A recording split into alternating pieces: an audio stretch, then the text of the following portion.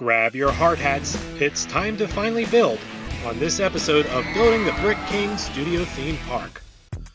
I've cleared off the work area to give us an empty palette to start our masterpiece. I have most of the pieces that I need, and well, it's time to get a building. I'm starting off at the very edge, dealing with how my guests will get to the park. If they can't get there, there's no reason to have a park. Now, much like Disneyland, the parking is going to be all off-site and out of sight. Guests will either walk or take a tram to the entrance of the park, and well, I don't really want to build a parking lot, so that's where I'm starting. I talked in the previous episode about the usage of Mills plates, and one of the many reasons I am choosing to use them is that I can bury the train tracks so that they are flush with the ground level. I started off by creating a mock-up of how the sections should look and roughly how I wanted to build them, and with that, it was time to start building them out. Cue time-lapse footage.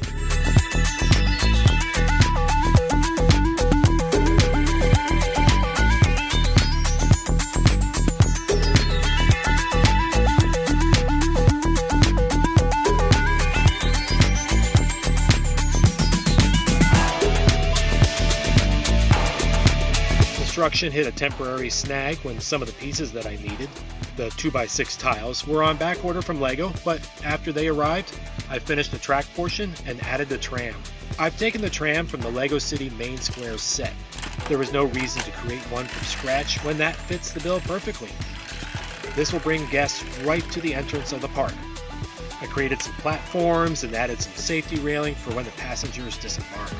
The next thing on my to-do list was building the wall that would create the boundary with the actual theme park.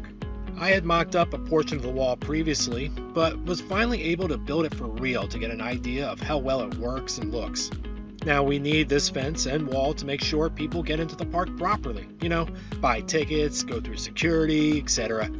Don't want people sneaking in. So here we are, the completed track for the tram and a good portion of the exterior wall. I'm not sure exactly how far the wall will need to go, as I've yet to fully work out the details of the entrance of the park. So my next steps? Well, for starters, I'm going to work on laying out the pedestrian pathway, some safety features around the tram, maybe some landscaping, but the big task will be to start designing the layout for the entrance to the park. See you next time!